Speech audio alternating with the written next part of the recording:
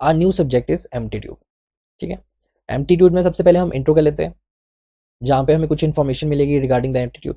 First is कि जो civil engineering है, मैकेनिकल इंजीनियरिंग है, और जो C S, E C, E E, I N और सो ऑन जितने भी ब्रांचेज है, उन सब के लिए जो एम्पलीट्यूड का सिलेबस है that is same, right. Cut and copy paste है, आप जाके इसे सर्च करो, पता करो, और बिल्कुल आपको सेम ही सिलेबस मिलेगा for the entire branches, right. अब बात करते हैं, अगर हम गेट की बात करें तो गेट में कितने होते हैं, दैट इज 65 क्वेश्चंस होते हैं, और 65 क्वेश्चंस होते हैं 100 मार्क्स के,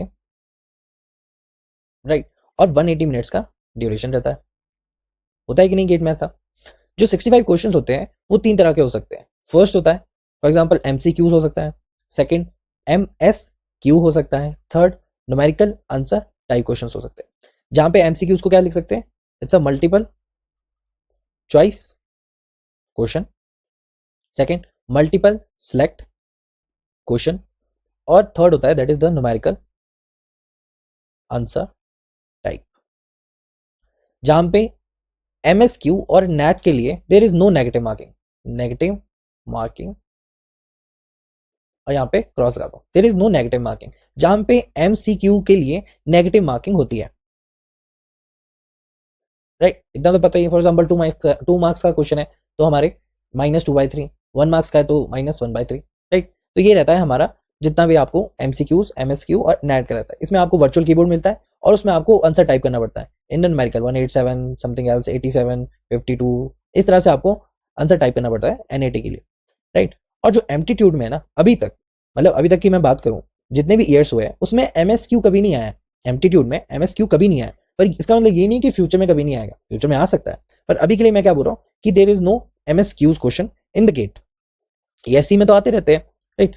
अब मैं बात करूं गेट की, तो गेट में आपको जब भी आप सबसे पहले गेट का पेपर देखोगे तो क्वेश्चन 1 to 10, राइट, उसमें रीजनिंग एप्टीट्यूड प्लस जो इंग्लिश रहता है, उन दोनों का वेटेज कितना रहता है, अराउंड 15 मार्क्स का, अराउंड 15 मार्क्स का रहता है, राइट। और अगर मैं रीजनिंग और एप्टीट्यूड की बात करूं in the year, for example 2013, right, 14, 15 to 17, 18, 19, 20, 21, 22, 23 और 24, these are the years, right. ये क्या है हमारे ईयर्स, और यहां पे क्या लिख दो, marks for the reasoning and aptitude. अच्छा, ये दोनों बोथ के लिए 15 मार्क्स जो है that is for the both reasoning and plus English, ठीक है, reasoning aptitude and the English. 2013 की मैं बात करूं तो जो हमारा मार्क्स था that is the 9 marks, 9 marks थे रीजनिंग एंड एप्टीट्यूड के लिए। और अगर जो लिखो कि 4 क्वेश्चन थे multiply by 2 plus 1 question multiply by 1 is equal to 9, ठीक है, जो रीजनिंग और एप्टीट्यूड के लिए था।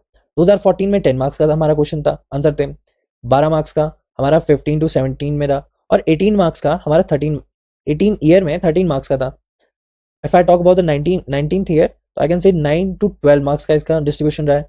20 में क्या रहा है इसका, दैट इज 8 to 12, और सो ऑन, ये बिल्कुल सेम ही रहा है इसी तरह से, और अराउंड 9 to 12 मार्क्स, ठीक है। तो इस तरह से इसका डिस्ट्रीब्यूशन रहा है। अगर जब मार्क्स देखिए, अगर जो मैं रफली भी मैं बात करूं तो मैं बोल सकता हूँ कि रफली अगर जो मैं बोलूँ तो रफली कितना था, दैट इज 9 to 12, या फिर अप्रोक्सीमेट ले लो तो 10 मार्क्स। तो 10 मार्क्स क्या है, that will be the 10% of the paper. तो रीजनिंग और एप्टीट्यूड का 10% ऑफ द पेपर है, राइट। अगर मैं देखूँ तो मिनिमम जो मार्क्स रहे हैं आज तक के रीजनिंग और एप्टीट्यूड में, मिनिमम क्वेश्चन कितने रहे, 5 क्वेश्चन रहे अराउंड 8 मार्क्स के, और मैक्सिमम कितने क्वेश्चन रहे for the reasoning and aptitude, 8 question for the 13 marks.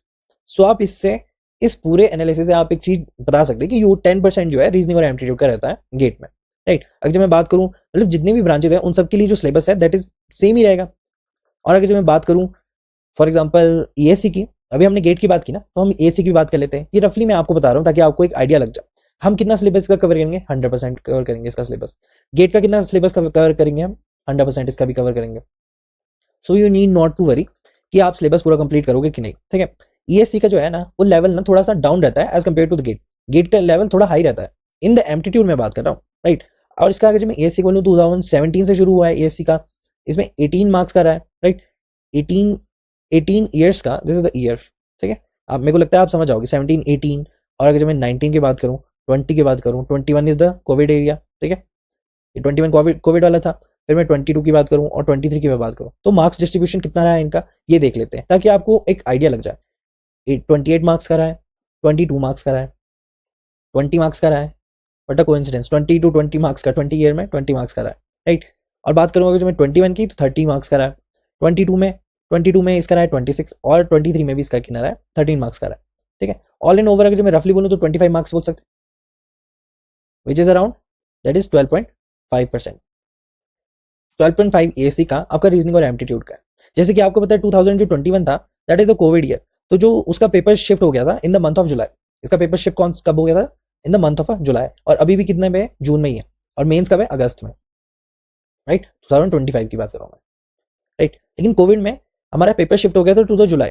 वैसे जो हमारा जनरली क्या होता है कि जो जनरली है, जनरली मैं बोल सकता हूँ कि first Sunday off Jain and जो थर्ड संडे है ऑफ फेब, उसमें रहता है आपका ESC, right. First Sunday off Jain and third Sunday off Feb ESC रहता है। और जब मैं गेट की बात करूं, चलो यहीं पे लिख देते हैं। अगर मैं गेट की बात करूं वो कहां पे रहता है? वो रहता है it's one first Saturday to Sunday, या फिर सेकंड सैटरडे या संडे ऑफ अ फेब, उसमें क्या रहता है? आपका गेट रहता है। और अगर जो ईएससी की मैं बात करूं, ईएससी में जो मार्क्स डिस्ट्रीब्यूशन रहता है वो अराउंड, जो प्री होता है ईएससी प्री, वो रहता है 200 मार्क्स का, ओके। हर एक क्वेश्चन जो है, हर एक क्वेश्चन कैरी करता है 2 मार्क्स, राइट। और अगर जो आपको मार्क्स की अगर जो पता करने हैं, तो you can just divide by 2, ठीक है। आपको क्वेश्चंस मिल जाएंगे, कितने क्वेश्चंस रहे होंगे, आपको डिवाइड बाय 2 है, इससे आपको पता लग जाएगा, ठीक है। और एक बात ध्यान रखना, ईएससी प्री के मार्क्स काउंट होते हैं, दीज आर द काउंटेबल, ये काउंट होते हैं हमारे मेन पेपर में, हमारे काउंट होते हैं, फाइनल में इसका काउंट होता है। ईएससी जो प्री है वो सुबह होता है, प्री जो फर्स्ट होता है वो सुबह होता है, राइट। वो रहता है टोटली नॉन टेक, जो कि मैं भी आपको पढ़ाऊंगा, ठीक है। जनरल स्टडीज रहेगी उसमें। और जो प्री 2 है वो होता है शाम को, और वो पूरा का पूरा टेक्निकल रहता है, ठीक है। शाम को रहता है प्योरली टेक्निकल, इसको बोलते हैं प्योरली टेक्निकल। तो ये हमारा डिस्ट्रीब्यूशन है ईएससी का, इसके क्वालिफाइंग प्लस काउंटेबल, इसको क्वालिफाई भी करना पड़ेगा और काउंटेबल भी है, राइट। अगर मैं बात करूं सिविल सर्विसेज की, वैसे उसके लिए मैं एलिजिबल नहीं हूं बताने के लिए, पर स्टिल जो हमारे सिलेबस में आएगा, जो हमारे सिलेबस में कंप्लीट हो जाएगा, वो सिविल सर्विसेज का भी होगा, एम्प्टी टेस्ट, ठीक है। सी सेट, सी सेट में आपका जो प्री 1 होता है वो तो जनरल स्टडीज होता है, जो भी उनका अपना होता है, राइट। लेकिन प्री 2 में हमारा क्या आता है, जिसके कि मार्क्स नॉट एडेड, इसके मार्क्स एड नहीं होते, ये जस्ट अ क्वालिफाइंग पेपर होता है। इसमें पासिंग मार्क्स चाहिए होते हैं, जैसे कि 200 मार्क्स का होगा तो 67 मार्क्स क्वालिफाइंग चाहिए होंगे इसमें, आपको मतलब पास ही करना है ना। जो कि एक ग्रुप ए की जॉब्स होती हैं, for example IAS, IPS, IFS, और पता नहीं कितनी कितनी, है ना। और ग्रुप में भी ग्रुप बी के लिए भी, यू कैन से कि ग्रुप बी के लिए भी, राइट। टोटल कितने मार्क्स होते हैं? 80 क्वेश्चंस होते हैं, राइट। मल्टीप्लाई बाय 2.5, यानी 200 मार्क्स का हमारा क्या होगा, पूरा का पूरा सी साइड का पेपर होगा, राइट। 55 क्वेश्चन जो रहते हैं 80 में से, 80 क्वेश्चन रहते हैं, उसमें जो 55 क्वेश्चन रहते हैं ना, वो रहते हैं हमारे रीजनिंग और एप्टीट्यूड के, जिसमें कि 25 क्वेश्चन कितने रहेंगे? इंग्लिश के, हमें बोल सकते हैं। अगर जो ऑटोमेटिकली हम देखा जाए तो 65 टू 70% जो है, हम इसका सिलेबस कवर करेंगे, मतलब खुद ही हो जाता है इसका सी सेट का, अगर जो हम बात करें। और अगर जो हम बात करें पीएसयूज की, हम जो एप्टीट्यूड के सिलेबस की बात कर रहे हैं अभी, अगर जो हम करें पब्लिक सेक्टर यूनिट की बात करें, और जो ये है ना ईएससी और सी सेट, वो कंडक्ट कौन कराता है? यूपीएससी, ठीक है, यूनियन पब्लिक सर्विस कमीशन, हमारा इसको कंपेयर। पब्लिक सेक्टर यूनिट्स, इनके अपने भी जॉब होते हैं, और जितने भी गवर्नमेंट जॉब्स हैं, इनका जो सिलेबस हम कंप्लीट करेंगे 90 टू 95% हम इनका सिलेबस हमारा ऑटोमेटिकली कवर हो जाएगा, ठीक है। वैसे कई पीएसयूज में क्या होता है कि कुछ और पूछ लेते हैं, स्टॉक्स पूछ लेते हैं, तो we can not cover 100% of it, ठीक है। 100% ऑफ इट नहीं कर सकते हम इसका, 90 टू 95 इनफ है, जो कि आपको पीएसयूज में हेल्प करेगा। इसमें कुछ भी पूछ सकते हैं वो पीएसयूज में, अपने अपने पेपर भी होते हैं उनके, फॉर एग्जाम्पल स्टॉक्स के बारे में पूछ लेंगे, या फिर किसी और चीज के बारे में पूछ लेंगे, ठीक है। अबाउट जो 20% है ना, आप ऐसे बोल सकते हैं कि जो पीएसयूज है ना, वो रिक्रूटमेंट अपनी गेट से ही करता है ज्यादातर, तो गेट में अच्छे मार्क्स आएंगे तो you can achieve for the any PSUs, किसी भी पीएसयूज के लिए आप रिक्रूट हो सकते हो, ठीक है। तो पीएसयूज या फिर गवर्नमेंट के अगर मैं स्ट्रक्चर की मैं बात करूं, हमारे जो सिलेबस से है, एक तो रहता है उनका टेक्निकल, ठीक है, 50% ही मान लो, वैसे तो 49 होता है, बट अराउंड 59% मान लो आप, 50% ही मान लो। और पीएसयूज में नॉन टेक जो रहता है हमारा, दैट इज ऑल्सो 50%, राइट। अब हमें बात करनी है इस नॉन टेक की, क्योंकि एप्टीट्यूड की बात कर रहे हैं, तो 50% जो रहता है उसमें कितना रहता है? रीजनिंग और एप्टीट्यूड प्लस इंग्लिश रहेगा, प्लस एक स्टैटिक, ठीक है, स्टैटिक और डायनेमिक जीके रहती है। प्लस कुछ जैसे उत्तराखंड हो गया, ठीक है, उत्तराखंड और यूपी जो है उन सब में अपने अपने रहते हैं, फॉर एग्जाम्पल हिंदी भी रहेगा किसी में, राइट। तो इन सब में आप बोल सकते हैं कि रीजनिंग और एप्टीट्यूड का कितना रहेगा हमारा वेटेज 15 to 20%, ठीक है। और जो कैंपस रिक्रूटमेंट है उसके लिए हमारा कैंपस रिक्रूटमेंट टेस्ट है, उसके लिए हमारा जो सिलेबस रहेगा दैट इज 65%, ठीक है। कोई भी अगर जो कॉलेज का बच्चा देख रहा है तो 65% उसका ऑलरेडी कवर हो जाएगा। तो ये इंट्रो था जो कि आपको देना बहुत ज्यादा जरूरी था। कुछ चीजें ऐसी है जो कि कईयों को नहीं पता है, कुछ आइडिया तो उन्हें लग जाएगा, राइट। हमारा कितना सिलेबस कंप्लीट हो रहा है, 65 to 70% हमारा सी सेट का कंप्लीट हो रहा है, राइट। 90 to 95 हमारा जितने भी गवर्नमेंट जॉब्स हैं उनके अपने अपने स्टेट्स के होंगे, राइट। तो इसका पीएसयू का हमारा 90 to 95 रहेगा। मैं पीएसयू गवर्नमेंट की बात कर रहा हूँ जहाँ पे हमारे को पता है कि नॉन टेक हमें पढ़ना है, तो रीजनिंग और एप्टीट्यूड उसमें भी कवर अप हो जाएगा, ठीक है। और इंग्लिश का भी मैं बाद में लेक्चर लगाऊंगा, पर रीजनिंग और एप्टीट्यूड अभी मैं लगा रहा हूँ, राइट। सो ये था हमारा जो कि मुझे आपको पहले बताना था, नहीं तो आप कई बच्चों को पता भी नहीं होता इस चीज का, राइट। तो ये मेरा इंट्रो था इससे रिलेटेड। सो हमारा फर्स्ट टॉपिक है that is the number system. Number system में हम क्या बात करेंगे सबसे पहले, that is the factors, right. Factors की हम बात कर रहे हैं, और फैक्टर्स को ना एग्जामिनर इंटरचेंज करके भी कई बार डिवीजर भी लिख सकता है, राइट। सो आप इसको कंफ्यूज मत होना कि कभी फैक्टर लिखा है या डिवीजर लिखा है, राइट। अगर मैं इसको डिफाइन करना चाहूँ तो मैं ऐसे लिख सकता हूँ कि are the set of a number which will divide a given number completely, right. अगर मैं आपको ये सब बताना चाहूँ कि मैं कैसे रीजनिंग और एप्टीट्यूड आपको पढ़ाऊंगा, तो आपको एक बात बहुत ज्यादा ध्यान में रखनी है। फर्स्ट, कि मैं क्वेश्चन से आपको बहुत ज्यादा आपको अंडरस्टैंड कराऊंगा, राइट। ये थियोरेटिकल तो है नहीं, ये सारा का सारा प्रैक्टिकल है, आपको सारा का सारा आपको आंसर लाना है उसका जैसे तैसे भी करके। सो आपको एक बात बहुत ज्यादा जरूरी है कि मैं आपको क्वेश्चन से आपको अंडरस्टैंड कराऊंगा, जो भी चीज आपको मैं पढ़ाऊंगा वो मैं क्वेश्चन बताऊंगा और उसे अंडरस्टैंड कराऊंगा, और आपको ध्यान में रखना है कि उन क्वेश्चन को आप दोबारा दोबारा रिपीट करके लिखें, right. That is very important. For example अभी मैंने फैक्टर्स की बात की, तो फैक्टर्स में अगर मैं आपको एक एग्जाम्पल से बताऊं, सो फैक्टर्स फॉर एग्जाम्पल अगर मैं 72 का फैक्टर निकालना चाहूं तो एक इजी मेथड क्या है 72 का फैक्टर निकालने के लिए, जो आप बचपन से करते आ रहे हो, राइट। इसे छोटे से छोटे नंबर से डिवाइड करते जाओ। फॉर एग्जाम्पल 2, तो यहाँ you can write 36, 2 divided by 18, 2 divided by 9, 3 3 3 1, right. और इसको आप रिप्रेजेंट कैसे कर सकते हो, यू कैन रिप्रेजेंट लाइक 2 की पावर 3, 3 की पावर 2, इस तरह से लिख सकते हैं। 2 इंटू 3, दो प्राइम नंबर हो गए, को प्राइम नंबर हो गए, रेज टू द पावर 2 की पावर क्या है 3, और 3 की पावर क्या है यहाँ पे लिख सकते हैं आप 2।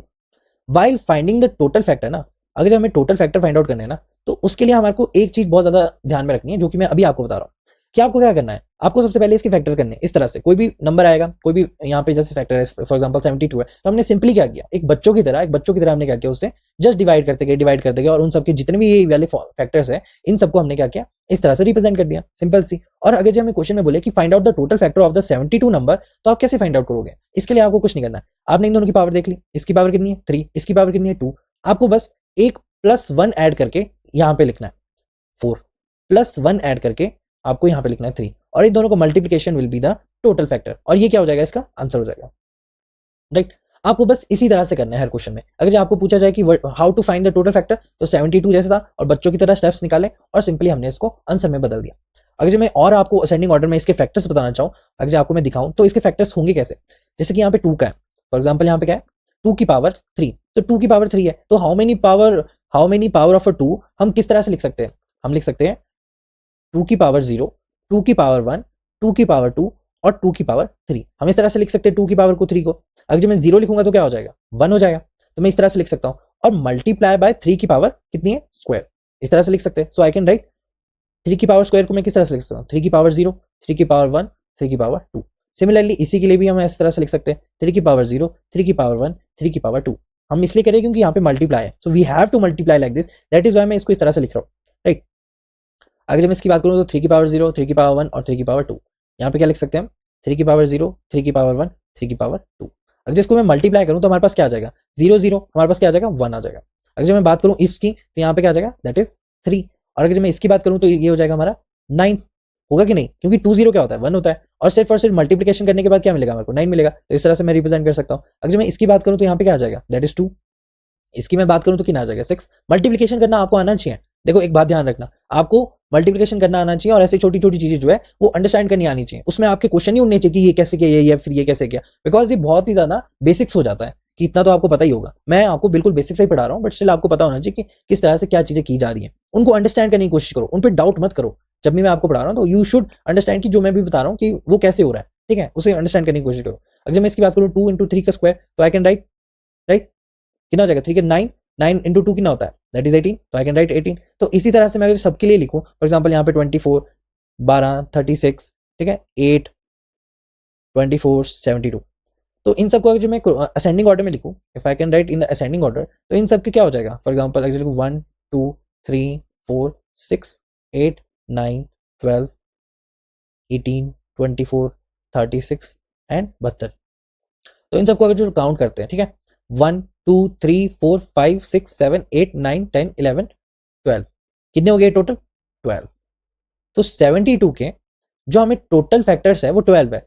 इसका एक तरीका ये भी है फाइंड आउट करने का, बट स्टिल हम इस तरह से हम कभी फाइंड आउट नहीं करेंगे। हमारे पास तो फॉर्मूला है कि सिंपली इन सब में +1 कर दो, इनकी पावर्स में +1 कर दो और सिंपली हमारे पास आंसर आ जाएगा, राइट। सिमिलरली अगर जो मैं टोटल फैक्टर एक और एग्जांपल का आपको बताऊं, फॉर एग्जांपल यहाँ पे मैं कैसे लूँ, चलो हम 52 लेते हैं, 52 लेते हैं, इसको हमने बच्चों की तरह बस क्या करना है, छोटे से छोटे नंबर से डिवाइड करना है। 26, 1 इंटू 3, 13 क्या हो जाएगा 1। सो हमारे क्या लिख सकते हैं हम इसको, 2 की पावर स्क्वायर इंटू 13, इस तरह से हम लिख सकते हैं। अब मैंने क्या बताया था उसे ध्यान से सुनो और उसे समझो कि मैंने क्या बताया था, कि बस अगर जो मुझे टोटल फैक्टर निकालने हैं ना, तो बस मुझे क्या करना है, इनकी पावर्स देखनी है और जो भी इनकी पावर्स है उसमें बस +1 कर दो। तो 2 + 1, 1 + 1 और इनको आगे आगे लिख दो और इनका मल्टीप्लिकेशन कर दो, दैट इज 3 इंटू 2। तो इसके टोटल फैक्टर कितने हो जाएंगे 6, और बिना किसी डाउट के हमारे पास क्या आ जाएगा, आंसर आ जाएगा। We have to find out the total factor. अगर हमें क्वेश्चन में बोले कि हमें 52 के टोटल फैक्टर फाइंड आउट करो, तो हम सिंपली क्या करेंगे, बस उसको हम एक सिंपली बच्चों की तरह डिवाइड करते जाएंगे छोटे से छोटे नंबर पे जिससे भी वो डिवाइड हो रहा है, और बाद में क्या करेंगे, उसको उनकी पावर्स को हम +1 करके मल्टीप्लाई कर देंगे, राइट। इसी तरह से अगर मैं 120 की बात करूँ, फॉर एग्जाम्पल अगर मैं एक और एग्जाम्पल लूँ 120, तो आई कैन से अगर मैं 120 लूँ, तो इसको मैं डिवाइड करता हूँ 2 से, तो यहाँ पे क्या आ जाएगा 60, फिर क्या आ जाएगा 30, और फिर क्या आ जाएगा 15, आएगा कि नहीं, 2 से करूँगा ना मैं इनको डिवाइड, और 3 तो 5, और यहाँ पे क्या आ जाएगा 5, ये 5 है, राइट। इस तरह से लिख सकता हूँ। और इसको किस तरह से रिप्रेजेंट कर सकता हूँ, दैट इज 2 की पावर 3 मल्टीप्लाई बाय 3 की पावर 1 मल्टीप्लाई बाय 5 की पावर 1, जिसको हमने क्या करना है, अब मुझे आप बताओगे इसका टोटल फैक्टर क्या है। इसका टोटल फैक्टर खुद फाइंड आउट करके देखो, तब आपको पता चलेगा कि जो भी मैं पढ़ा रहा हूँ आपको समझ भी आ रहा है कि नहीं। बस 3 + 1, 1 + 1, 1 + 1, और इन सबको आप मल्टीप्लाई करके आगे लिख दो। तो I can write 3 + 1 is 4, 1 + 1 is 2, 1 + 1 is 2, सो कितना हो जाएगा, that is 16, 16 will be the answer, right. इस तरह से आप निकाल सकते हैं। वैसे ही जैसे मैंने आपको बताया था पहले उसके लिए, तो आप इसके भी टोटल फैक्टर निकाल सकते हैं। इसके टोटल फैक्टर हो जाएंगे, दैट इज 1, 2, 3, 4, 5, 6, 8, 10, 12, 15, 20, 24, 30, 40, 60 एंड 120, राइट। अब इन सबको काउंट करते हैं, जिस तरह से मैंने वो निकाले थे ना उसी तरह से आप निकालो, ठीक है। 1, 2, 3, 4, 5, 6, 7, 8, 9, 10, 11, 12, 13, 14, 15, 16, तो कितने हो गए टोटल फैक्टर 16। तो आपको मैंने एक इजी वे भी बता दिया और बता दिया कि किस तरह से ये आएंगे, राइट। अगर मुझे फाइंड आउट करना है तो फिर मैं किस तरह से फाइंड आउट कर सकता हूँ। पर कई बार ना गेट ना इस तरह के क्वेश्चन नहीं पूछता है। क्यों नहीं पूछता है, क्योंकि दीज आर वेरी इजी, निकालने के लिए तो बहुत ज्यादा इजी है, बस फैक्टर करो और यहाँ पे आंसर निकाल लो। तो कई बार वो चेंजेस कर देता है। अगर जो नंबर सिस्टम की मैं बात करूँ और डिविजिबल और फैक्टर की मैं बात करूँ, तो वहां पे क्वेश्चंस किस तरह से आएंगे। So I can write questions in GATE, क्योंकि गेट कभी इतने इजी क्वेश्चन पूछता नहीं है, पूछता भी होगा तो फिर बहुत कम ब्रांचेस में पूछता है। तो इस तरह से पूछ सकता है कि 9000 आपको दिया हुआ है और आपको इसके बताने हैं क्या, ऑड फैक्टर और इवन फैक्टर। आपको क्या बताना है, इसके ऑड एंड इवन फैक्टर। अब आप इस क्वेश्चन को किस तरह से अप्रोच करोगे, दैट इज वेरी इंपॉर्टेंट। कि सबसे पहले तो आपको क्या निकालना है, इसकी पावर्स निकालनी है, इसके फैक्टर्स निकालने हैं। तो 9 क्या होता है, दैट इज 3 का स्क्वायर इंटू 1000 क्या होता है। पहली बात तो अगर मैं 1000 की बात करूं तो वो क्या होगा 2 into 5 raise to the power 3, इस तरह से लिख सकता हूं कि नहीं, क्योंकि 1000 को मैं क्या लिख सकता हूँ, वो क्या होता है 10 का क्यूब, और 10 को क्या लिख सकता हूँ 2 इंटू 5। अब मैं लिख सकता हूँ ना ये चीजें, आपको ये चीज तो समझ आ रही है ना। ये तो बहुत सिंपल सी चीज है कि 2 इंटू 5 क्या होता है 10 होता है, और अगर जो उसकी पावर में 3 कर दूं तो मेरे पास क्या आ जाएगा 1000 आ जाएगा। तो आई कैन राइट 2 इंटू 5, 2 की पावर 3 इंटू 5 की पावर 3। तो मैं इसको इस तरह से रिप्रेजेंट कर सकता हूँ। अगर मुझे इसके टोटल फैक्टर निकालने हैं तो कैसे निकालूंगा मैं, सिंपली आप निकालो इसके टोटल फैक्टर अपने पास निकालो पॉज करके। तो I can write 3 into 4 into 4, that is equal to 48 will be the total factor. अब बात आ जाती है ऑड की और इवन की, राइट। अगर जब मैं बात करूं 2 की, फॉर एग्जांपल अगर मैं ऑड फैक्टर की बात करूं, तो ऑड फैक्टर कैसे बनता है। सबसे पहली बात, उसमें 2 नहीं होना चाहिए, उसमें 2 की कोई भी पावर रहेगी, और अगर जब वो किसी से भी मल्टीप्लाई होगी तो वो उसको क्या कर देगी, इवन बना देगी। उसको क्या बना देगी, इवन बना देगी। तो मैं नहीं चाहता कि वो इवन हो, क्योंकि मुझे तो ऑड फैक्टर फाइंड आउट करने। तो यहां से सबसे पहले क्या हटाना है आपको, ये 2 की पावर हटानी है, ताकि जो भी बच जाए वो क्या हो जाए, हमारा ऑड फैक्टर हो जाए। इतनी बात समझ आई। फॉर एग्जाम्पल मैं 2 एक इवन नंबर है और multiply by 3 that is the odd number, अगर जब इन दोनों को मल्टीप्लाई करूंगा तो क्या आएगा, इवन नंबर आएगा। ऐसा होता है कि नहीं, 2 के साथ कुछ भी मल्टीप्लाई कर दो वो इवन नंबर ही आएगा। तो मैं नहीं चाहता कि मैं इवन नंबर लाऊं यहाँ पे, मैं चाहता हूं कि वो ऑड नंबर आए। तो मैं इसको 2 की जितनी पावर है ना उन सबको मैं हटा दूंगा, और जितनी भी बची है उन सबका अगर मैं टोटल फैक्टर निकालूं, यानी ऑड फैक्टर का अगर मैं टोटल फैक्टर निकालूं, यहाँ पे जैसे मैंने टोटल फैक्टर उसका निकाला था, तो 2 इंटू 3 आई कैन राइट 2 को क्या है +1 कर दो और 3 को भी +1 कर दो, तो यहाँ पे क्या हो जाएगा 3 इंटू 4, तो आई कैन राइट 12। तो 12 ऑड फैक्टर होंगे। अगर जो मुझे फाइंड आउट करने कितने ऑड फैक्टर रहेंगे 9000 में, तो 12 रहेंगे इसके ऑड फैक्टर। और इवन के लिए सिंपली क्या होगा, बस माइनस कर दो, दैट इज टोटल फैक्टर कितने थे, दैट इज 48। तो 48 माइनस 12 कितने होंगे, दैट इज 36। तो जो जितने बच गए that is the even factor. Right, समझ आया किस तरह से किया। पर ये ओल्ड फैशन गेट में आते थे ऐसे क्वेश्चंस। अभी जो आने लगे ना क्वेश्चन वो इस तरह से आते हैं। फॉर एग्जांपल आपको क्वेश्चन दे दिया कि how many factor of 72 are multiple of 6। इस तरह से क्वेश्चन आते हैं हमारे, मतलब जनरली इसी तरह से पैटर्न देखा गया है, वो जो है वो थोड़ा ओल्ड फैशन हो जाता है। तो आपको जब भी ऐसा फाइंड करने को यहाँ पे लिखा गया है, सबसे पहली बात इसको पढ़ना इज वेरी इंपॉर्टेंट। जिसकी इंग्लिश खराब है वो बहुत ध्यान से उसको मतलब एक एक जोड़ के वर्ड्स पढ़े कि how many factor of 72 are multiple of 6, यानी हाउ मेनी फैक्टर ऑफ 72 है मल्टीपल ऑफ 6। हमें ये फाइंड आउट करना है, इस तरह से फाइंड आउट करना है। तो सबसे पहले क्या करना है, हमारे को इसके फैक्टर्स निकालने हैं। अब इसके फैक्टर्स हमने पहले निकाल रखे हैं, तो इसके फैक्टर्स क्या है 2 की पावर 3 मल्टीप्लाई बाय 3 की पावर स्क्वायर, यही फैक्टर्स है ना। अगर आप पीछे रिवर्स करोगे तो आपको पता लग जाएगा कि यही फैक्टर्स है कि 2 की पावर 3 इंटू 3 की पावर स्क्वायर। इस तरह से हम फैक्टर्स निकाल सकते हैं। तो यहां से सबसे पहले हमें क्या निकालना है, जो भी यहाँ पे करके लिखा गया, जैसे हाउ मेनी फैक्टर ऑफ 72 और मल्टीपल ऑफ 6, तो सबसे पहले 6 ही बाहर निकालो। तो 6 क्या होता है 2 इंटू 3 क्या होता है वो 6 होता है ना। तो यहां से हम निकाल सकते हैं। अगर मैं 2 की पावर को 1 2 की पावर 1 एंड 3 की पावर 1 को मैं कॉमन ले लूं तो मेरे पास क्या बचेगा 2 की पावर 1 मल्टीप्लाई बाय 3 की पावर 1, अंदर क्या बचेगा मेरे पास, अंदर बचेगा 3 की पावर 1 एंड 2 की पावर स्क्वायर, यही बचेगा। और मुझे क्या निकालना है हाउ मेनी फैक्टर्स, यानी मुझे टोटल फैक्टर निकालने हैं कब ऑफ 72, जब ये जो फैक्टर्स हैं these are the multiple of 6। तो यहाँ पे मल्टीपल ऑफ 6, तो 6 हमने बाहर निकाल दिया। अब जो अंदर बच गया है ना इसके हमें क्या करना पड़ेगा, टोटल फैक्टर निकालने पड़ेंगे। तो किस तरह से निकालते हैं टोटल फैक्टर, दोबारा से सोचो, ध्यान में लगाओ कि 1 + 1 2 + 1 इन दोनों को मल्टीप्लाई करके यहाँ पे लिखूं तो क्या आ जाएगा, that is 2 into 3 which is equal to 6, है कि नहीं। अगर मैं इस तरह से रिप्रेजेंट करूं आपको 3 2 ओके 3 एंड 2, तो आई कैन राइट 6 इसके कितने हो जाएंगे, ऑड फैक्टर्स हो जाएंगे। इतना क्लियर हो गया। So I can write 1 2 3 4 6 and 12, these are the multiple of 6। Right, अगर जब आप ऊपर चले हम जहां पे हमने 72 का निकाला था, राइट ये हमने 72 का निकाला था, तो 1 इंटू आप अगर यहां से फाइंड आउट करो तो 6 ऐसे फैक्टर्स है विच इज द मल्टीपल ऑफ वो मल्टीपल है किसके, 72 के जितने फैक्टर्स थे ज्यादा मल्टीपल ऑफ 6। तो उनमें से कौन कौन से है multiple of 6, that is 1 2 3 4 6 and 12, these are the multiple of 6। Right, समझ आ गया। तो 6 ऐसे फैक्टर्स है जो कि मल्टीपल है 6 के। तो इसी तरह से कोई और भी क्वेश्चन आएगा तो आपको इजीली उसे फाइंड आउट कर सकते हैं। राइट, जैसे हमने ये क्वेश्चन किया तो एक और क्वेश्चन ले लेते हैं जो कि आपकी प्रैक्टिस के लिए बहुत ज्यादा हेल्प करेगा। यहाँ पे जो भी हम इंजीनियरिंग मैकेनिक्स ये जो हम आपका रीजनिंग कर रहे हैं ना, इसमें रीजनिंग और एप्टीट्यूड कर रहे हैं, इसमें सिर्फ और सिर्फ आपको एक चीज ध्यान रखनी है, दैट इज कि हमें ज्यादा से ज्यादा प्रैक्टिस करनी है क्वेश्चंस की।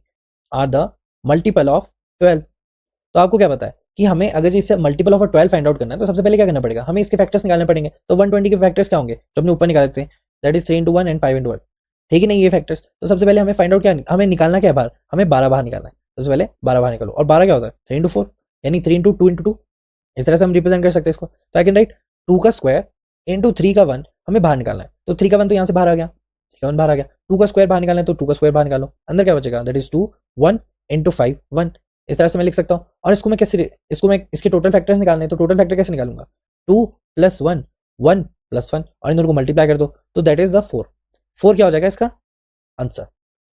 तो हाउ मेनी फैक्टर, तो there are 4 factor of 120 which is the multiple of 12। Right, और भी क्वेश्चन ले लो, एक और क्वेश्चन ले लो। फॉर एग्जाम्पल अभी हमने 9000 का किया तो 9000 का ले लो। How many factor of 9000 are multiple of 30।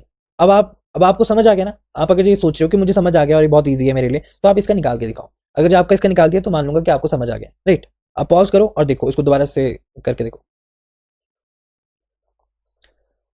अगर इसका निकालूं तो 9000 का कितने फैक्टर्स थे, किस तरह से किया था हमने, 3 इंटू 2 इंटू 5, इन सब की पावर क्या थी, 1 थी। और मुझे क्या निकालना है, 30 बाहर निकालना है। 30 क्या होता है, 3 इंटू 2 इंटू 5। हाँ, को यही होता है ना, 3 into 2 into 5, right. 3 into 2 into 5, sorry, इसके फैक्टर्स जो थे वो क्या थे, 3 इंटू 2 इंटू 5 क्या है हमारे लिए, 30 हो गया, दैट इज 30। और इसके फैक्टर्स क्या कितने थे, मतलब बचे हुए, दैट इज 2 का स्क्वायर इंटू 3 1 इंटू 5 का स्क्वायर। यही था ना ऊपर, कि 2 का 3। यहाँ पे देखो 9000 के जो हमने फैक्टर निकाले थे वो क्या थे, यहीं पे निकाले थे।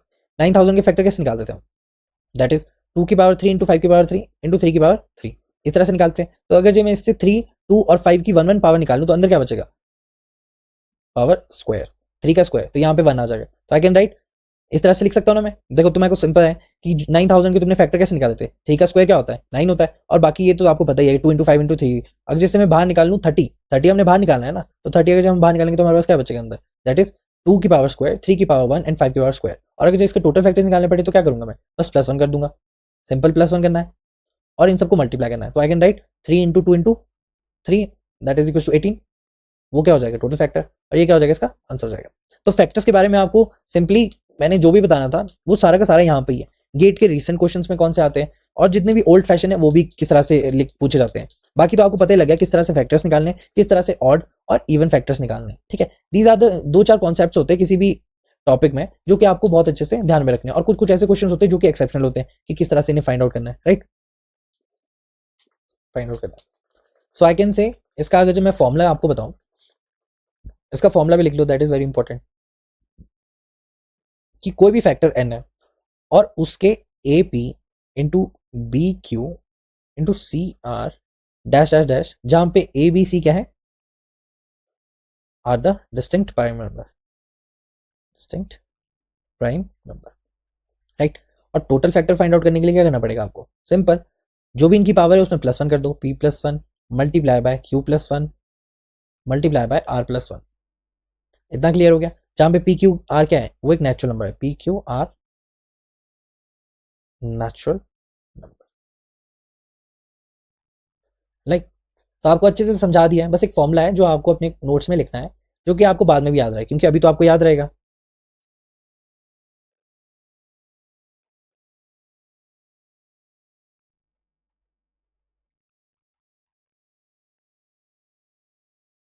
राइट, तो ये फॉर्मूला है जो आपको ध्यान में रखना है। आपको पता तो अभी मैंने बताया आपको कि कोई भी फैक्टर्स, किसी भी चीज का फैक्टर्स निकालने तो पहले उसके कितने निकालने पड़ेंगे, हमारे को इस फॉर्म में निकालना पड़ेगा। और फिर उसके बाद टोटल फैक्टर के लिए बस +1 करते जाओ और हमारे पास क्या आ जाएगा, उसके टोटल फैक्टर्स की वैल्यू आ जाएगी, राइट। एक और फॉर्मूला लिख लो, that is the important formula. बस एक बात जान लो, दैट इज जो टोटल फैक्टर होता है ना, टोटल फैक्टर, उसमें प्राइम फैक्टर भी होता है, prime factor plus composite factor भी होता है और +1 भी होता है।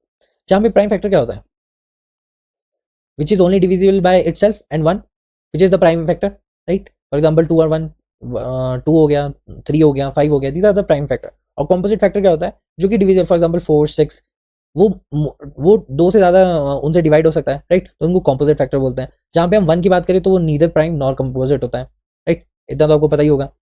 अगर मैं बात करूं इस फॉर्मूले को कैसे हम यूज करेंगे, तो इससे क्वेश्चंस भी आते हैं, गेट में इससे क्वेश्चंस भी आते हैं। फॉर एग्जांपल अगर आपको बोल देंगे कि क्वेश्चन लाइक दिस की 72, अभी हमने निकाला, तो 72 का हमें क्या फाइंड आउट करना है, सबसे पहले हमें फाइंड आउट करना है इसका प्राइम फैक्टर।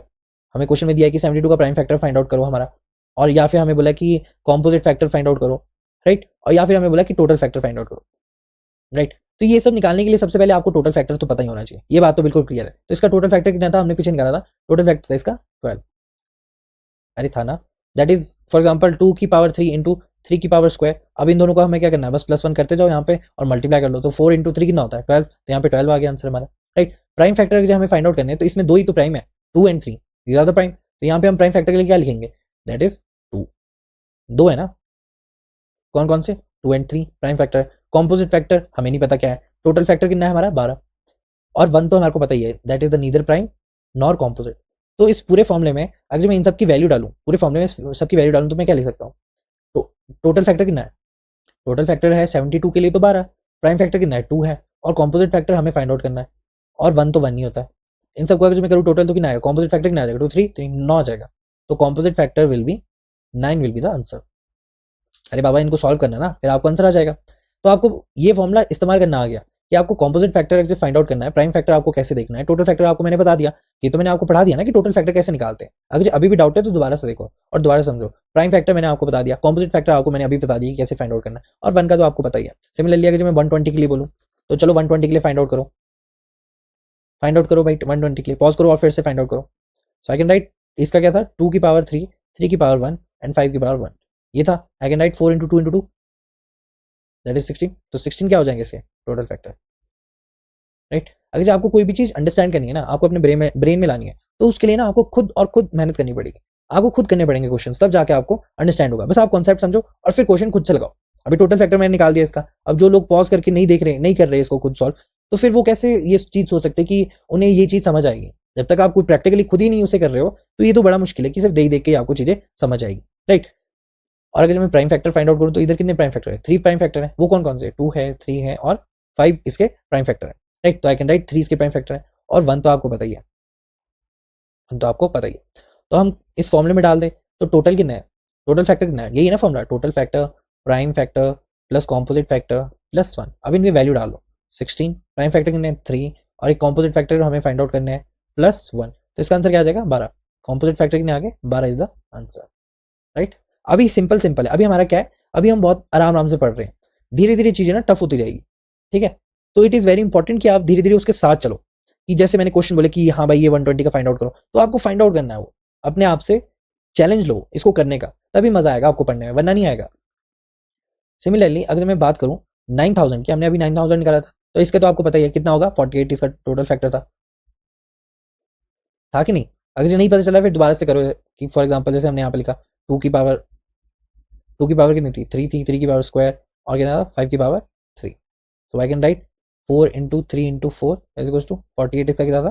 टोटल फैक्टर था कि नहीं? टोटल फैक्टर क्या था? 48 था, इस तरह से हमने निकाला। प्राइम फैक्टर क्या हो जाएगा इसका?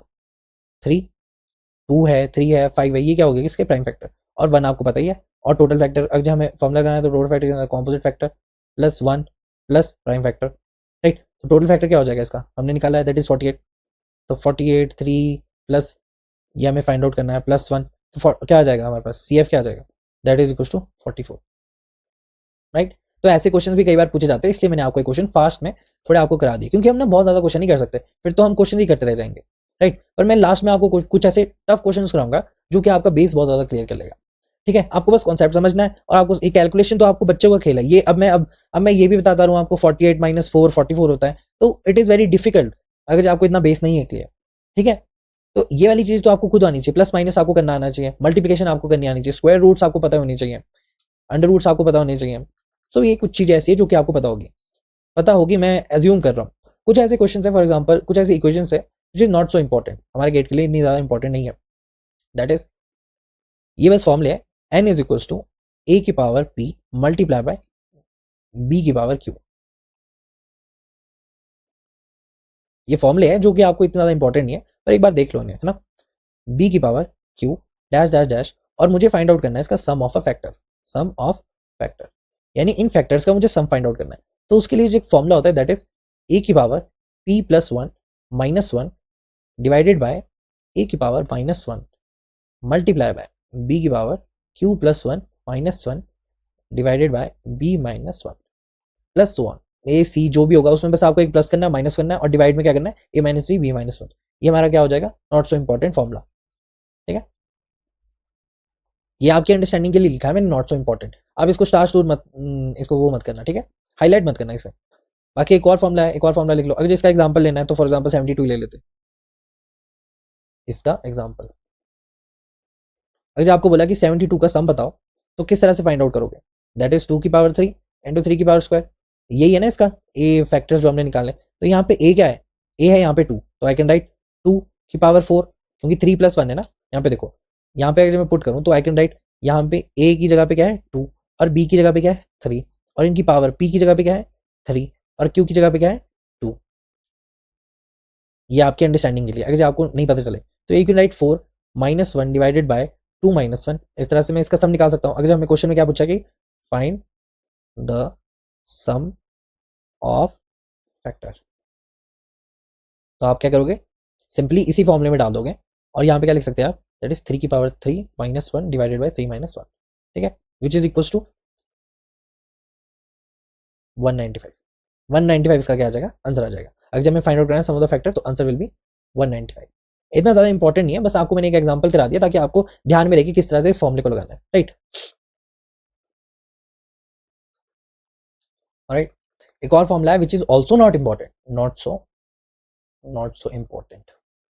ये फॉर्मूला क्या है, अगर जब मुझे फाइंड आउट करना है प्रोडक्ट, वो भी किसके, फैक्टर के, प्रोडक्ट ऑफ फैक्टर, तो उसको फाइंड आउट करने के लिए क्या कर सकते हैं कि हमारे पास फॉर एग्जांपल n है और n की पावर जो भी होगी that is the total factor, इस टोटल फैक्टर को बस डिवाइड कर दो 2 से तो मुझे पता चल जाएगा प्रोडक्ट ऑफ द फैक्टर।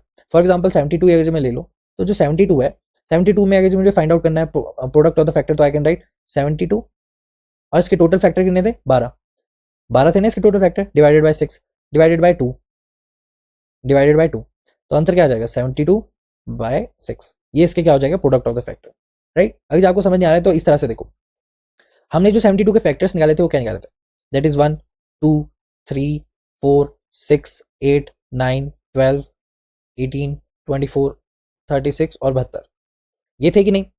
अगर नहीं पता चल रहा है किसी को तो पीछे जाके देखो, 1 इंटू 72 कितना होता है, 2 इंटू 36 कितना होता है, करके देखो।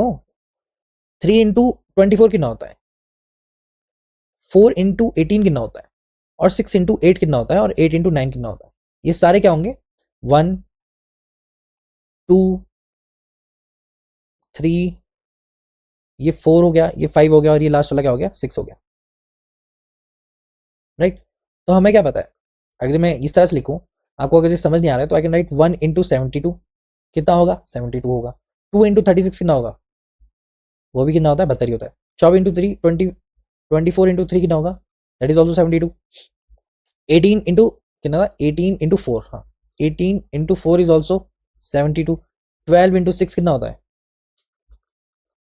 12 into 6 is also 72, right. 12 into 6 था और क्या था, 8 इंटू 9, 8 इंटू 9 कितना था, दैट इज ऑल्सो 72। तो ये देख लो कितने हैं, और 72 की पावर्स कितनी है, 1 2 3 4 5 एंड 6, यही तो मैंने निकाला ऊपर, product of the factors, that is 72 की पावर 6 इज द आंसर।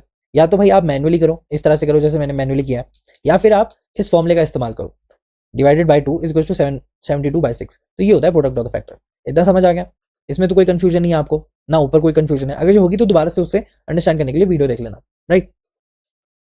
72 बहुत बार ले लिया 72 ना, वी कैन टेक सेकंड, कोई और एग्जांपल लेते हैं, कई लोग बोर भी हो जाते हैं एक एग्जांपल से। तो मान लो अगर जो मैं 36 ले लूँ तो 36 का क्या कर सकते हैं, टोटल फैक्टर निकालो, 2 18 9 3 1 होगा कि नहीं, 2 2 3 3 3 3, राइट। आई कैन राइट 2 की पावर स्क्वायर इंटू 3 की पावर स्क्वायर। देखो अब मैंने ये चीज निकाल दी है, अब आपको ये चीज निकालनी आनी चाहिए। मेरा ये अजम्पशन है कि आपको ये चीज निकालनी आ रही है, ठीक है। सो आई कैन राइट, अगर जो इसका टोटल फैक्टर मुझे फाइंड आउट करना है तो मैं किस तरह से करूंगा, अब तो आपको पता ही होगा, फाइंड आउट करो इसका टोटल फैक्टर कितना होगा,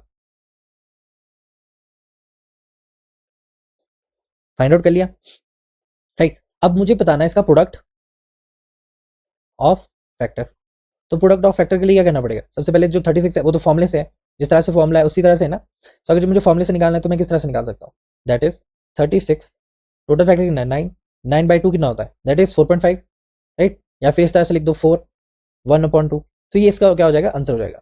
अगर जो मैनुअली करना है तो इसके प्रोडक्ट्स कितने होंगे, दैट इज 1 2 3 4 6 9 12 18 36। आपको ये सब निकालने आ गए ना, जैसे कि 2 की पावर 0 है तो यू कैन राइट 2 की पावर 0, 2 की पावर 1 और 2 की पावर 2 और मल्टीप्लाई कर दो जो भी है, 3 की नहीं है, 3 की पावर स्क्वायर, तो 3 0 3 1 एंड 3 का स्क्वायर, 3 0 3 1 और 3 का स्क्वायर, 3 0 3 1 एंड 3 का स्क्वायर। अब इन सबको मल्टीप्लाई कर दो, आपको यही फैक्टर है 1 2 3 4 5 6 असेंडिंग ऑर्डर में लिख दिया मैंने, आपको यही आ जाएंगे, ठीक है। तो ऐसे मत समझना कि कैसे सर निकाले, आप उसकी कोशिश करो तो आपको भी बहुत इजीली निकल पाओगे आप, ठीक है।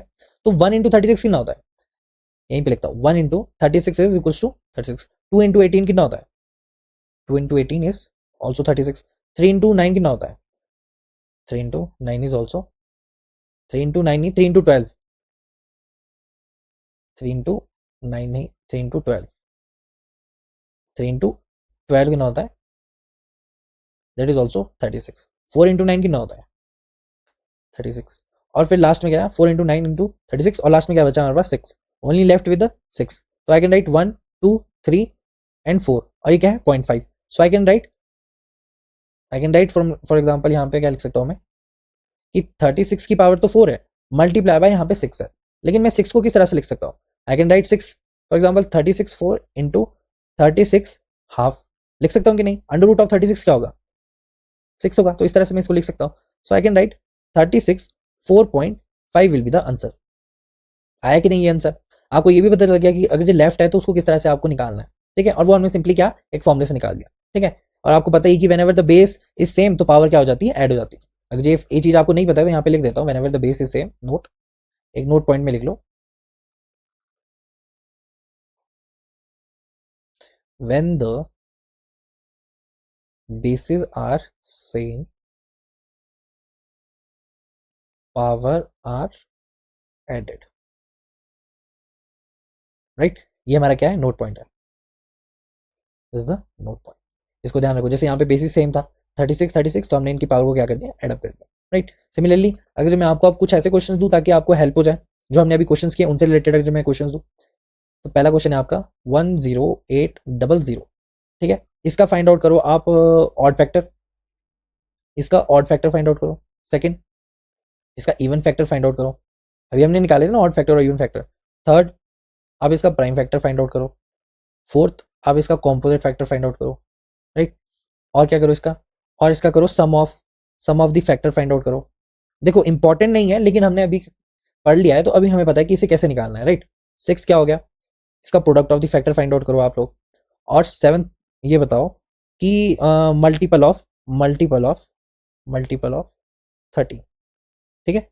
The factor 1080 is are the multiple of 30, आपको ये फाइंड आउट करना है। तो ये 7 चीजें, वीडियो को पॉज करो और इनको सॉल्व करो। अगर जब आपको इतना ही आता है तो मैं चैलेंज करता हूँ कि आप इन सबको फाइंड आउट करके मुझे बताओ, ठीक है। मुझे क्या खुद को ही बताओ, दैट इज वेरी इंपॉर्टेंट, ठीक है। इसे पॉज करो। सो इसकी जो टोटल फैक्टर्स होंगे वो कितने होंगे, टोटल फैक्टर्स कितने 60 होंगे। अगर मुझे फाइंड आउट करना है तो 2 की पावर 2 इंटू 5 की पावर 2 इंटू 3 की पावर 2 इंटू 3 इंटू 4, ये इसके क्या हो जाएंगे। और मुझे इसके टोटल फैक्टर निकालने तो कैसे निकालूंगा मैं, जस्ट +1 हर एक पावर में क्या करना है। सबसे पहला स्टेप क्या है आपका, सबसे पहला स्टेप है इसके ये वाले फैक्टर्स निकालो।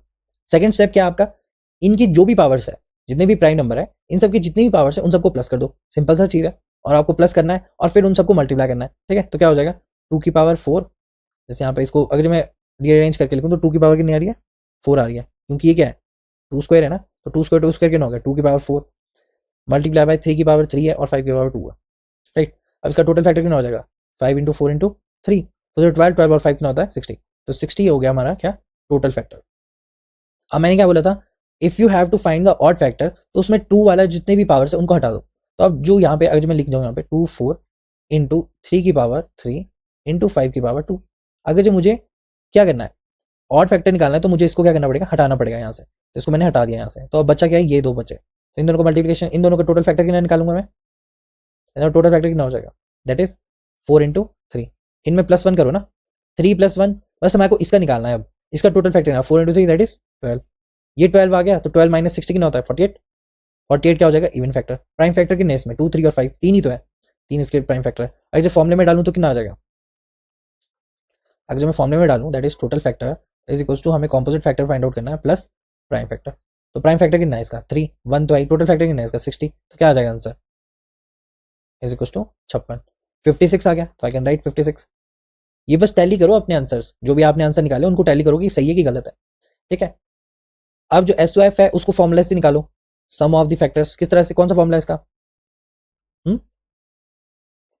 a की power b + 1 -1 divided bye a - 1, यही फॉर्मूला है ना उसका, b q की पावर +1 -1 b - 1, ये फॉर्मूला है। और यहाँ पे a क्या है, a यहाँ पे 2 है, और बी क्या है यहाँ पे 3 है, और यहाँ पे पी और क्यू, पी क्या है यहाँ पे, पी है यहाँ पे 4, राइट, क्यू क्या है यहाँ पे, क्यू है यहाँ पे 3,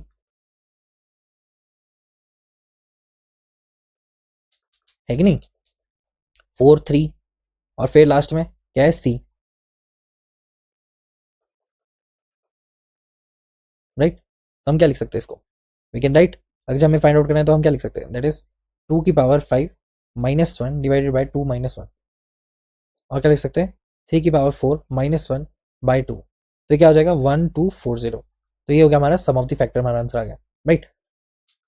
और फिर नेक्स्ट क्या है, सम ऑफ द फैक्टर का आंसर क्या है हमारा 1240, right. Product of factor find out करनी है तो हम क्या लिख सकते हैं, कोई भी फैक्टर है उसका हमने बस टोटल फैक्टर को डिवाइड बाई 2 करना है, तो वो कितना आ जाएगा 10800 का कितना था हमारा 60, 60 बाई 2 कितना हो गया 30, 10800 30 इज द मल्टीपल ऑफ 30। अगर फाइंड आउट करना है तो क्या करना पड़ेगा, 30 को बाहर निकाल लो, तो 30 को इसका क्या था 2 की पावर 4 इंटू 3 की पावर 3 इंटू 5 की पावर 2, 30 बाहर निकालो, 30 कितना हो जाएगा 2 इंटू 5 इंटू 3, तो आई कैन राइट इसको किस तरह से लिख सकते हैं 2 1 5 1 एंड 3, ये क्या हो गया 30 मल्टीपल ऑफ, अब जो भी अंदर बच गया उसका हमारे को टोटल फैक्टर निकालना, 2 की पावर 3, 3 की पावर 2 इंटू 5 की पावर 1।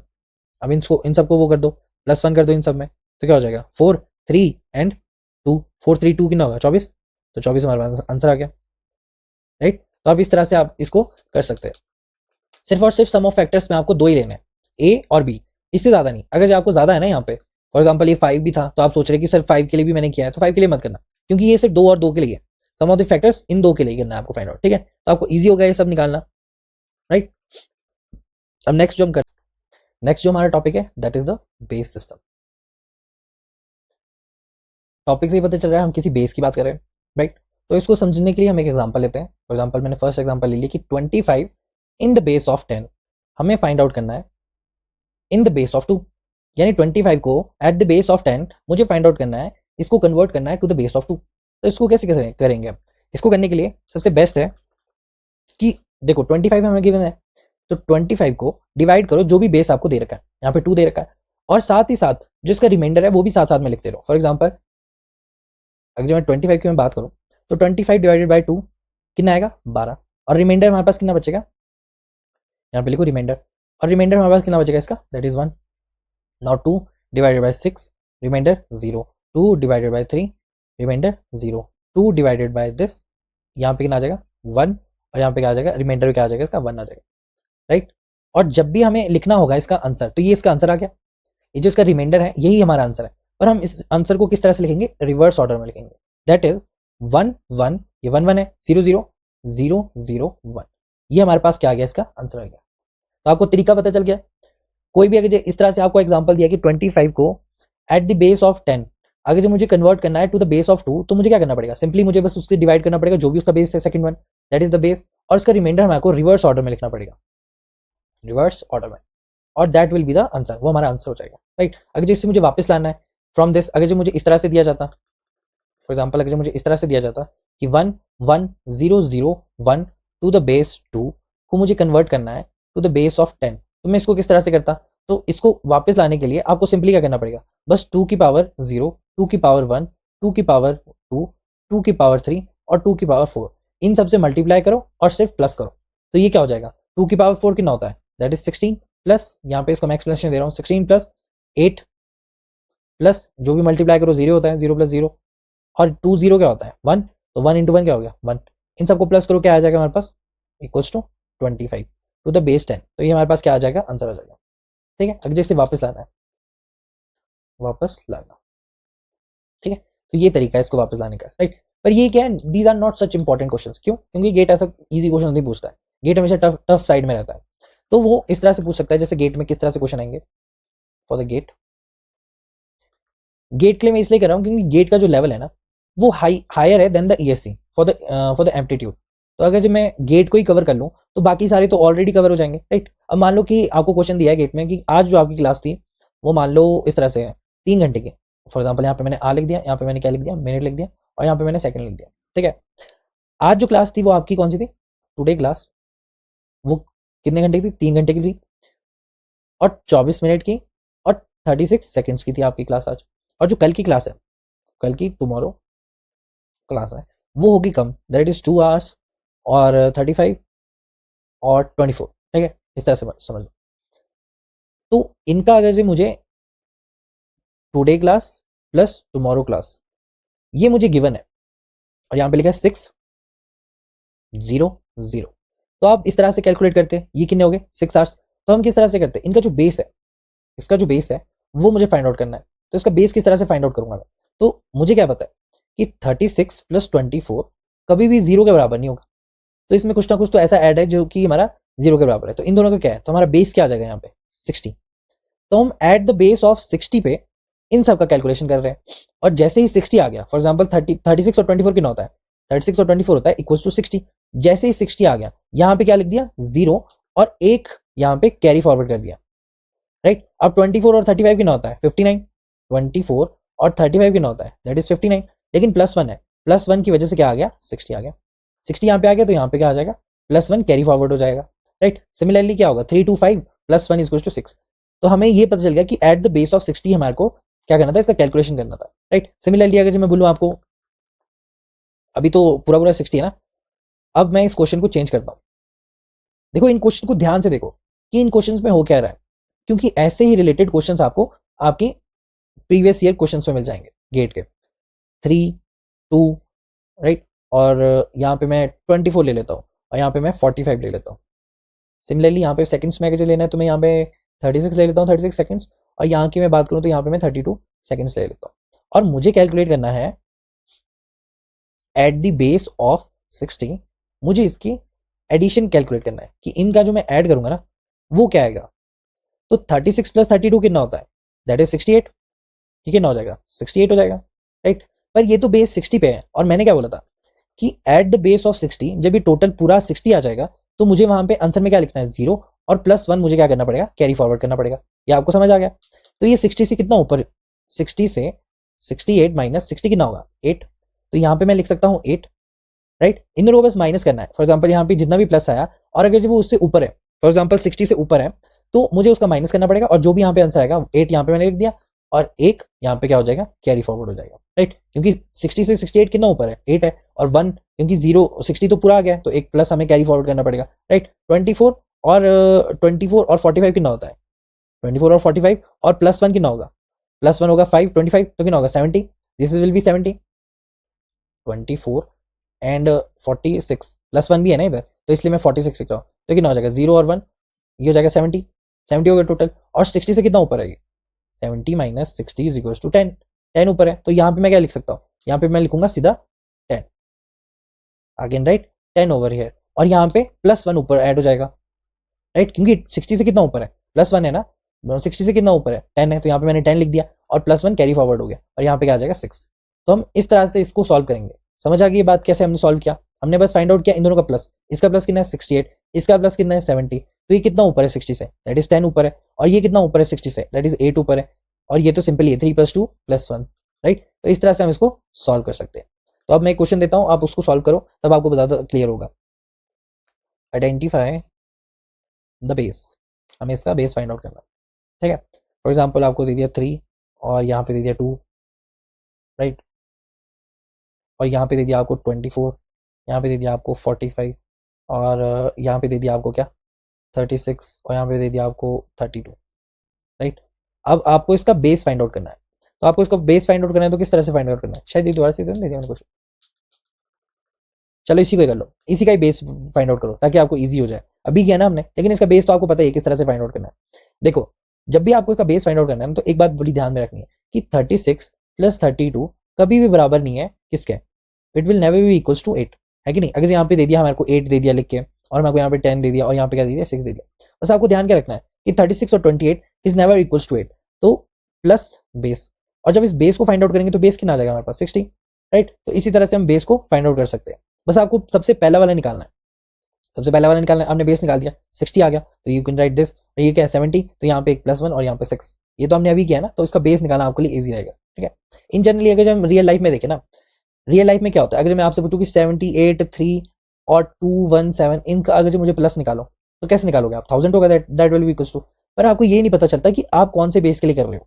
आप बेस कर रहे हो 10 पे। जनरली जितने भी नॉन बेस जो कि आपको दिखाई नहीं जाते वो एट द बेस ऑफ 10 लिखते हैं आप। क्यों, कैसे करते हो, 7 + 3 10, तो एक फॉरवर्ड ले लिया, 8 + 9 + 1 एक फॉरवर्ड ले लिया, और यहाँ पे 7 2 3 1000। तो आप जितनी भी कैलकुलेशन करते हो ऑन द बेस ऑफ किस पे करते हैं, इसी पे करते हैं। ठीक है, अब एक क्वेश्चन देता हूँ आपको जो कि आपको थोड़ा सा अच्छा लगेगा कि अगर जो गेट की मैं बात करूँ तो गेट से क्वेश्चन रिलेटेड है। If 137 + 276 is equals to 435, then how much is 731 + 672? ये आपको क्वेश्चन दे रखा है। इस क्वेश्चन में क्या है, इसको ध्यान से देखो, इसको सॉल्व करो। 137 is being given to us और हमें लिखा है कि 276 का जब मैं प्लस करूंगा तो मेरे पास आंसर क्या आएगा, 435 आएगा। तो मैंने क्या बोला, फर्स्ट स्टेप आपको फाइंड आउट बेस कैसे करना है, हमें बेस फाइंड आउट करना है ना इसका भी, फिर जो भी बेस आएगा उसी सेम बेस के लिए मुझे इनको प्लस करना है। तो सबसे पहले क्या देखना है आपको, सबसे पहले आपको देखना है कि 7 + 6 कभी भी इक्वल्स टू नहीं होगा 5 के। आपको पता है यहाँ पे कुछ ना कुछ तो बेस रहेगा, राइट। तो यहाँ पे बेस क्या आ जाएगा, इन सबको सॉल्व करेंगे तो बेस आ गया 8। तो आई कैन से कि eight the base of 8, for example 7 और 3 कितना होता है, यहाँ पे 5 आ गया ना, तो 7 और 6 कितना होगा, 7 और 6 और यहाँ पे 5 आ गया, विच इज मोर देन 8। यहाँ पे देखो क्या है, more than 8, right.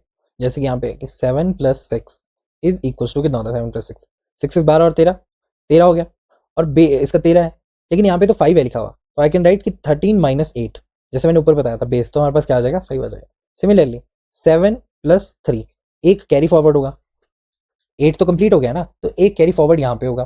So I can say 7 + 3 + 1 is equal to कितना होगा, 11, और 11 - 8 कितना होता है, 3। तो यहाँ पे क्या आ गया, 3 आ गया। बाकी तो 2 1 और एक +1 आ गया यहाँ पे, तो यहाँ पे क्या आ गया, 4 आ गया। तो मुझे पता है कि इसका बेस क्या है, 8। तो अगर जिसके बेस 8 है तो यहाँ पे क्या लिख सकता हूँ मैं, 731 672 एट द बेस ऑफ 8। मुझे इसका फाइंड आउट करना है। तो 2 + 1 कितना होता है, 3। 7 + 3 कितना होता है, दैट इज 10, और 10 से कितना ऊपर है, दैट इज 2। तो आई कैन राइट 2। 7 + 6 कितना होता है, दैट इज 13, 13 होता है ना, 7 + 6 13 होता है, और 13 I can write this is 13 -8 will be equals to 5। तो I can write 5 over here, +1 ऊपर चला गया, तो ये this will be the answer 1 5। ओ अच्छा, 7 3 + 1, ओके। तो यहाँ पे कितना आ जाएगा, 6 आ जाएगा। तो 1 6 2 3 होगा कि नहीं, मैंने गलती कर दी ना। 7 और 3 कितना होता है, 10, 10 तो है, लेकिन 8 तो पूरा कंप्लीट हो चुका है ना, तो उसके लिए एक +1 आगे ऊपर जाएगा। तो ये क्या हो जाएगा, 8 and 6 which is equal to 16। तो यहाँ पे क्या आ गया हमारे पास, 8 + 16, 16 - 8 कितना होता है, 6। तो यहाँ पे कितना आ गया, +1 which will be equal to 1623 will be the answer of this question, right. जैसे अंडरस्टैंड नहीं हो रहा है वो एक नोट पॉइंट लिखो यहाँ पे, क्योंकि कई बच्चों को पता नहीं चलेगा ना मैंने क्या बोला यहाँ पे। एक नोट पॉइंट है, जैसे कि on the base of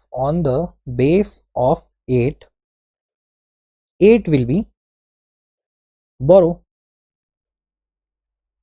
just like for the base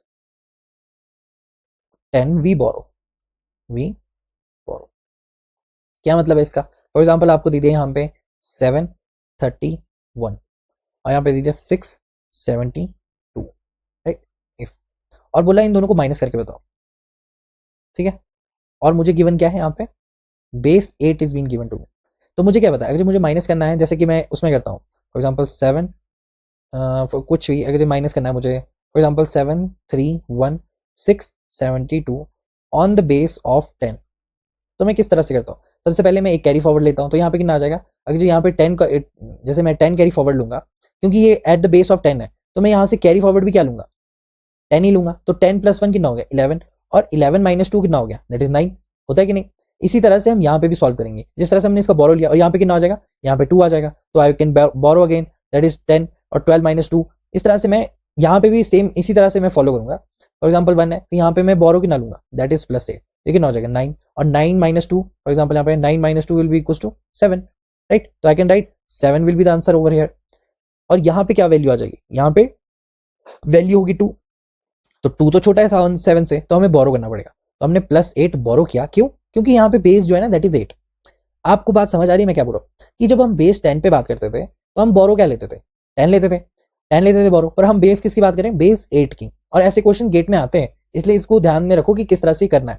for example यहाँ पे +8 है, तो +8 हमें बोरो करना है, जैसे छोटा है यहाँ पे तो हमें पता है कि ये +8 + 2 कितना हो गया, 10 हो गया, और 10 - 7 कितना हो गया, दैट इज 3, और यहाँ पे तो ऑटोमेटिकली 0 हो जाएगा। तो ये हमारा क्या हो जाएगा, आंसर हो जाएगा।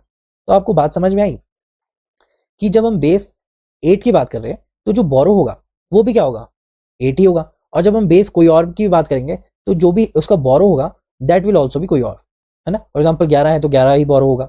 ये बात आपको क्लियर होगी जो भी मैंने आपको बताई कि फॉर एग्जाम्पल आपको अगर जो माइनस में निकालना पड़े किसी भी अलग बेस में तो किस तरह से आप निकाल सकते हैं, अगर जो आपको प्लस निकालना पड़े तो कैसे निकाल सकते हैं आप, ठीक है। अब इन क्वेश्चनों को दोबारा से सॉल्व करो ताकि आपको ईजी हो जाए, आपको अंडरस्टैंड हो जाए चीजें, राइट। चलो नेक्स्ट करते हैं। अब नेक्स्ट क्वेश्चन करते हैं। मान लो कि यही क्वेश्चन है, चलो ये क्वेश्चन ही करते हैं, एक और क्वेश्चन कर लेते हैं। आपको फाइंड आउट करना है, ये आप खुद से फाइंड आउट करना। 7 5 2 6 आपको गिवन है एट द बेस ऑफ 8, आपको माइनस करना है y8 और यहाँ पे 4 3 6 4, right, eight the base of 8 आपको ये फाइंड आउट करना है, राइट। तो पॉज करो और फाइंड आउट करो। तो बेसिकली इसको हम क्या लिख सकते हैं, a लिख सकते हैं, इसको क्या लिख सकते हैं, इसको y लिखेंगे, और इसको क्या लिख सकते हैं, b लिख सकते हैं। इसको मैं रीअरेंज करूं तो मैं क्या लिख सकता हूँ, a - b = y, इस तरह से लिख सकता हूँ मैं। और इसको अगर जब मैं इस तरह से लिखूं तो कोई प्रॉब्लम तो नहीं होगी। दैट इज 7 5 2 6, और क्या लिख सकता हूं मैं, 4 3 6 and 4। I have to find out the value at the base of 8, right. तो 6 - 4 कितना होता है, 2।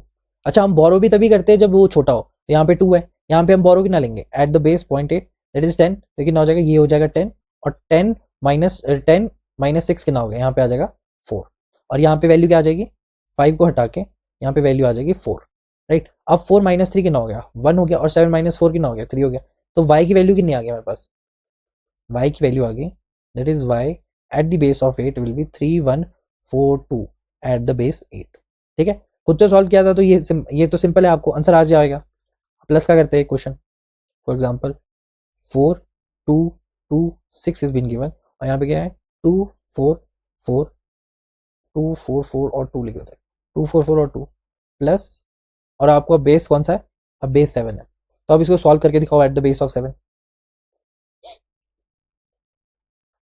आपको क्या पता है कि 6 + 2 क्या होता है, दैट इज 8, और 8 - 7 क्या होगा, 1, तो आई कैन राइट 1। 4 4 5 6, ये 6 हो गया, 4 5 6, लेकिन यहाँ पे क्या है, 1 है, क्योंकि ये 7 से कितना ऊपर है, 1 एक ऊपर है, तो यहाँ पे क्या आ जाएगा, एक कैरी फॉरवर्ड आ जाएगा, तो ये टोटल कितना हो जाएगा 7, तो I can right 0 over here, right. ये कितना हो जाएगा 4 5 6, तो एक हमने कैरी फॉरवर्ड किया, और यहाँ पे कितना आ गया 0। कैरी फॉरवर्ड हम क्यों कर रहे हैं, आपको पता चल रहा है कि हम कैरी फॉरवर्ड क्यों कर रहे हैं, क्योंकि यहाँ पे ना कंप्लीट हो चुका है 7, जब कंप्लीट हो जाएगा ना, जब भी 7 कंप्लीट हो जाएगा इन द एडिशन, तो हम कैरी फॉरवर्ड लेंगे, क्या, +1 will be carry forward. For example जैसे यहाँ पे हमने क्या, कि 6 + 2 कितना होता है 8, पर 8 जो है वो कितना ऊपर है 7 से, दैट इज 1, तो 7 तो कंप्लीट हो चुका है, 7 तो कंप्लीट हो चुका है, तो उसकी कंप्लीट की वजह से एक हमारे पास +1 आगे कैरी फॉरवर्ड हुआ। सिमिलरली अगर यहाँ पे बात करूँ तो यहाँ पे आ जाएगा 0, और यहाँ पे क्या आ जाएगा +1 कैरी फॉरवर्ड हो जाएगा, और 1 विल बी द आंसर। तो ये eight the base of the 7 हमारे पास ये आंसर आ जाएगा, राइट। आपको समझ आ रहा है क्या बोल रहा हूँ मैं, कौन से बेस के लिए हम बात कर रहे हैं।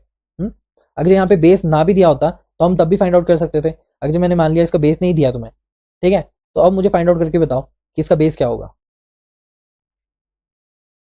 इसका बेस क्या होगा, फाइंड आउट करके बताओ।